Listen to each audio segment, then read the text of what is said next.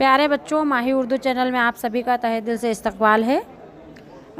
ہم اس سے قبل جو ہے تاثراتی تنقید کے بارے میں ہم نے جو ہے گفتگو کی تھی، تو اس کا باقی حصہ جو ہے آج میں آپ کو پڑھانے جا رہی ہوں۔ تو تاثراتی تنقید میں جو ہے متاثر ہونا ہی یا ذہن پر جو ایک مسرت سی چھاتی ہے، وہی ایک اہم چیز اس میں بتائی گئی تھی، جس میں والٹر پیٹر، اسپنگارن اور آسکر وائلڈ کے بارے میں آپ کو میں نے بتایا تھا۔ تو آج میں اس کے باقی حصے کو جو ہے آپ کے یہاں پر آپ کے سامنے مکمل کرنا چاہتی ہوں۔ اور تاثراتی تنقید جو ہے ایک کس طرح ایک اہم تنقید ہے، اور کس طرح جو ہے تاثراتی تنقید کا جو دائرہ ہے وہ کیا کیا چیزیں دیکھتا ہے اور کیا چیزیں اس میں اہم ہیں، اس کے بارے میں ہم جو ہے گفتگو کریں گے۔ والٹر پیٹر اور اسپنگارن کے ساتھ تیسرا اہم نام آسکر وائلڈ کا ہے۔ ان تینوں نے تاثراتی تنقید کے دبستان کی بنیاد کو مستحکم کیا۔ ان میں اسپنگارن کا نام سب سے نمایاں ہے۔ اس کی رائے ہے کہ تنقید کے دوسرے دبستان ادب کے ساتھ انصاف نہ کر سکے، کوئی قافیہ اور ردیف اور عروض کے چکر میں الجھا رہا، کسی نے تاریخ کو اتنی اہمیت دی کہ فن پارہ اس میں گم ہو کر رہ گیا، کسی نے فنکار کو سمجھنے اور اس کی نفسیات کو جاننے پر ساری توجہ صرف کر دی، تخلیق سے انصاف کوئی نہ کر سکا۔ اس کمی کو پورا کرنے کے لیے تاثراتی تنقید کا دبستان جو ہے وجود میں آیا۔ اب دیکھیے کہ اسپنگارن کے خیال کیا ہیں، ان کے کس طرح کیا ہے جو تاثراتی تنقید میں اہم چیز ہے وہ کیا ہے۔ تو اسپنگارن مواد کو بالکل اہمیت نہیں دیتا ہے، وہ کہتا ہے کہ شعر میں جو بات کہی جا رہی ہے وہ سچ ہے یا جھوٹ، اچھی ہے یا بری، ہے نا، یہ دیکھتا ہے، اور اس پر رائے دینا نقاد کا کام نہیں، یہ فلسفی کی ذمہ داری ہے۔ نقاد کی ساری توجہ حیت پر رہنی چاہیے، یعنی اس کا کام یہ دیکھنا ہے کہ بات کو کس انداز سے کہا گیا ہے اور پڑھنے والے کو مسرت حاصل ہوئی یا نہیں۔ تو اس میں مواد کو اتنی توجہ نہیں دی گئی ہے، مین چیز اس میں حیت کو توجہ دی گئی ہے، اور حیت کے اندر یہ چیز ہوتی ہے کہ بات کو کس انداز میں کہا گیا ہے، یعنی جس انداز میں بھی کہا گیا ہے اس سے انسان کے دل پر، انسان کے ذہن پر مسرت چھا رہا ہے، خوشی چھا رہی ہے، اس کو تکلیف ہو رہی ہے، یا کس طرح کے اس کے ذہن پر تاثرات جو ہیں وہ ہو رہے ہیں، تو وہ چیز اس کے اندر جو ہے اہم دیکھی جاتی ہے۔ پڑھنے والے کو جو ہے مسرت حاصل ہوئی ہے نہیں۔ شاعری اخلاق کو سدھارنے کا آلہ نہیں، جی کو خوش کرنے کا ذریعہ ہے۔ تو اسپنگارن نے کہا ہے کہ جی خوش ہو گیا، اس کا مطلب وہ کامیاب شاعری ہے۔ کروچے جدید دور کا ایک بہت بڑا مفکر ہے۔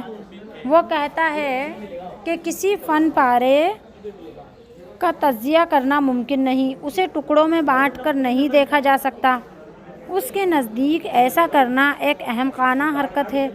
وہ شاعری سے لطف اندوز ہونے ہی کو کافی خیال کرتا ہے۔ کروچے ہی نہیں، شاعری میں مقصد اور نظریے کے خلاف تو سارتر تک بہت سے مفکر ہیں، مگر کروچے تو یہاں تک کہتا ہے کہ شاعر شعر کا مضمون سوچ سمجھ کر انتخاب نہیں کرتا، بلکہ وہ یہ بھی کہتا ہے کہ اپنی بات دوسروں تک پہنچانے کی کوشش کرنا شاعر کی ذمہ داری نہیں ہے۔ اس کی رائے ہے کہ شاعر اپنی تخلیق کو خوبصورت بنا سکا تو وہ کامیاب ہو گیا، اور تخلیق بدصورت رہی تو وہ شاعر ناکام رہا۔ تو کامیاب شاعری وہی ہے کہ اگر شعر آپ کے خوبصورت ہیں، آپ کے پڑھنے سے آپ کے ذہن پہ مسرت چھا گئی، پڑھنے سے آپ کے ذہن پر اچھے تاثرات جو ہیں وہ ابھرے ہیں، تو وہ کامیاب شاعری ہے، وہ بھی تاثراتی تنقید کے مطابق۔ تاثراتی تنقید کے علمبرداروں میں ایک اہم نام جان کرورینزم کا ہے۔ والٹر پیٹر، آسکر وائلڈ، کروچے اور اسپنگارن کی طرح جو ہے جان کرورینزم بھی شاعری کو مقصد اور نظریے کا بوجھ برداشت کرنے کے قابل نہیں سمجھتا۔ وہ کہتے ہیں شاعری مقصد اور نظریے کا بوجھ جو ہے برداشت نہیں کر پاتی ہے، شاعری تو صرف جو ہے آپ اس سے مسرت حاصل کریں، وہی کامیاب جو ہے شاعری ہے۔ تو اور اسے اخلاق، مذہب، تاریخ، سماج اور سیاست سے بے نیاز قرار دیتا ہے کہ ان سب چیزوں سے باہر رکھو شاعری کو، شاعری کو اس قید میں مت لاؤ کہ وہ اخلاقیات کا پیغام دے یا مذہب کا میسیج دے یا تاریخ اور سماج اس کے اندر شامل ہوں، تو ان سب سے آزاد رکھو۔ وہ ادب ایسا ہونا چاہیے جس سے آپ کو پڑھ کر مسرت حاصل ہو۔ تو اردو تنقید پر روز اول سے تاثراتی تنقید کا غلبہ رہا ہے۔ مشاعروں کی واہ واہ، سبحان اللہ، تاثراتی تنقید ہی کی ایک شکل ہے جس کا آج تک رواج ہے۔ کوئی شعر سن کر ہم کہتے ہیں واہ واہ سبحان اللہ، تو وہ کیوں کہتے ہیں ہم؟ بے اختیار جو ہے اچانک سے جو ہے بنا مقصد کے جو ہے اچانک سے ہماری ذہن سے جو نکلتا ہے، ہمارے زبان سے جو نکلتا ہے وہ تاثرات واہ واہ یا سبحان اللہ نکلتا ہے۔ تو وہ کیوں نکلتا ہے؟ کیونکہ ہم اس شعر سے متاثر ہوتے ہیں، ہمیں لگتا ہے کہ ہمارے دل کو اس شعر نے یا اس ادب نے جو ہے مسرت بخشی ہے، ہمارے دل کو خوش کیا ہے، تو ہم یہ جو ہے تاثراتی تنقید کے حصے میں آتے ہیں۔ تاثراتی تنقید کی ایک شکل جو ہے آج تک رواج ہے۔ اس تنقید کی خامیاں اب پوری طرح نمایاں ہو چکی ہیں، مگر اس کی جھلکیاں آج بھی کہیں نہ کہیں نظر آ ہی جاتی ہیں۔ اردو تنقید کے اولین نمونے شعراء اردو کے تذکروں میں ملتے ہیں۔ ان کے مطالعے سے پتہ چلتا ہے کہ یہ تنقید یا تو عروضی ہے یا پھر تاثراتی ہے۔